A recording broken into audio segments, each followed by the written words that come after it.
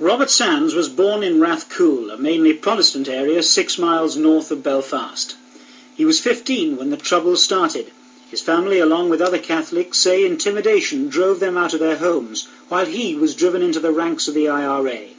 In 1972, Sands was captured, given a 5-year sentence in Long Kesh, now the Maze prison, for possessing explosives. He was released after 3 years. It was there he became accustomed to the many privileges, including the right to organise their own prison lives, that came with the status of special category prisoner. But those privileges had been abolished by the Labour government when, after a gun battle following this bombing of a Belfast warehouse, Sands was rearrested and sent back to jail for 14 years for possession of firearms. He'd been free for just 6 months. In the H-blocks of the Maze, he took part in a series of protests, smearing his cell with human excrement and refusing to wear prison clothing. Appointed leader of the IRA men in the Maze last year, he helped negotiate an end to the recent Christmas hunger strike by 40 prisoners, and began his own hunger strike on March the 1st, claiming the British government had reneged on a deal promising political status to IRA prisoners, a deal the British government has always denied. His campaign gained new, if fruitless, focus when he was narrowly elected to the British Parliament in a by-election in Fermanagh and South Tyrone. Sands, Bobby, anti-H-block, are now political prisoner, 30,492. And through it all, the British government and opposition was to stand firm. And 26 days later, the man who once boasted of confronting the might of the Imperial Empire with an M1 carbine and enough hate to topple the world was dead.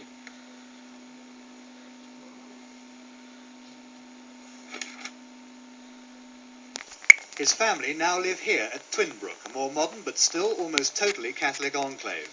Already Mr. Sands was deeply involved with the IRA. In fact, he'd been active with them since his mid-teens. He was first arrested here at Lisburn after being found in possession of 4 handguns.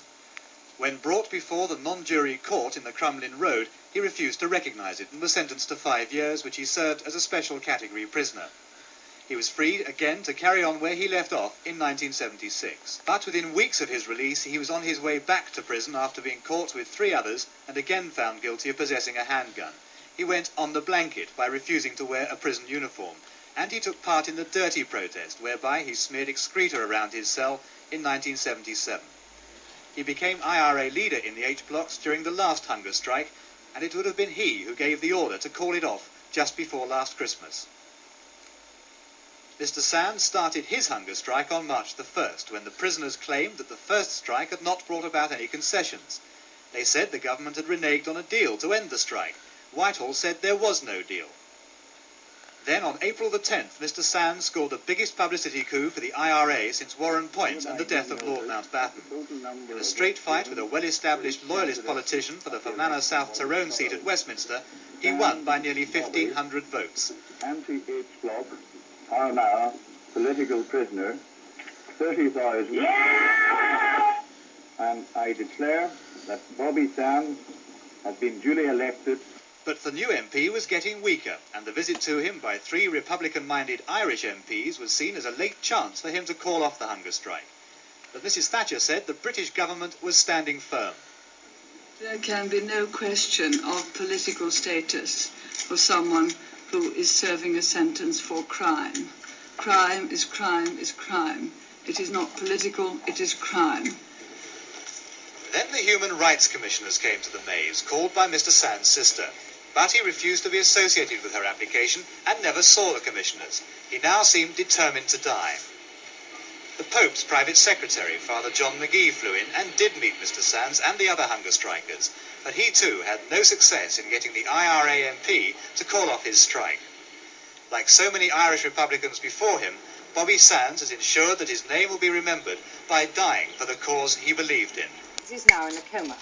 His mother arrived at the prison this morning, and she's already had to promise her son that she wouldn't authorize the doctors to take any action to save his life when he reached this condition. She saw her son briefly, and then she came out to make a statement, before going back inside, as she said, to wait with her son. My son's dying, and I would like to appeal to the people for remain calm and to have no fighting or cause no death or destruction. My son has offered his life for better conditions in prison, but not to cause further death outside. That's all I can say. How is he today? He's dying. Do you think anything can stop the fighting? I hope that my appeal from my husband and my family, that it will bring peace and there'll be no trouble outside. We don't want anything like that. Thanks. You're going to stay with your son? Yes. Everyone, IRA hunger striker Bobby Sands is dead. It's the main news on American television, the coverage thorough and analytic, and many newspapers have only one story on their front pages. Inside, the language is sometimes emotive. Steadfast to the end for his imprisoned guerrilla comrades, says the Daily News. Why is there so much interest here? Because there are 13 million Irish Americans, more than twice the population of Ireland, North and South together. A few feel concerned enough to take to the streets and join today's picket of the British consulate in New York. Peace in! Brit out! NORAID, that's the Irish Northern Aid Committee, report a massive increase in donations for Ulster's Catholics, £5,000 in the last 3 days. But there's also a growing row about how the money's being used. The federal court has just ordered NORAID to describe itself as an agent of the IRA, in the belief that some of the funds are going to buy weapons. Many of NORAID's supporters are people whose families left Ireland generations ago. It's something that I feel could be settled if it would take all the sectarianism out of it. Let the people be people, let them all be treated like people. The street protest grew as the day went on. A boycott of British goods is being organised, and East Coast dock workers will refuse to handle any British ships for the day on Thursday.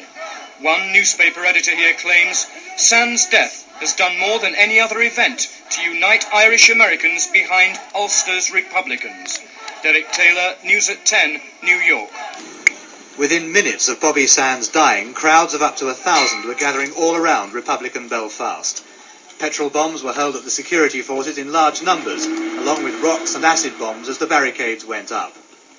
At times it looked as if the rioting would not be contained, despite the apparent inexperience of some of the petrol bombers. I'm going to raise it. Use a bottom of it. What do I got? Bottom.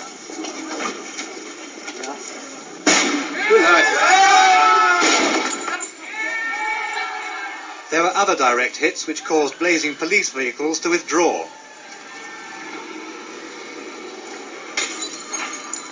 With hijacked vans being used as barricades, the army moved in fast to clear the road.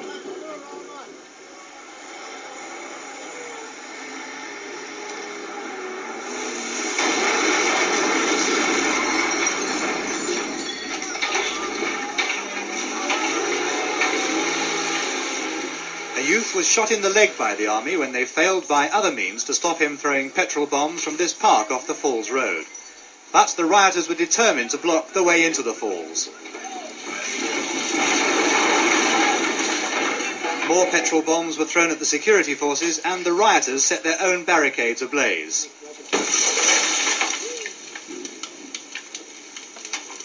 As the rioting intensified, the security forces kept the mobs back with plastic bullets.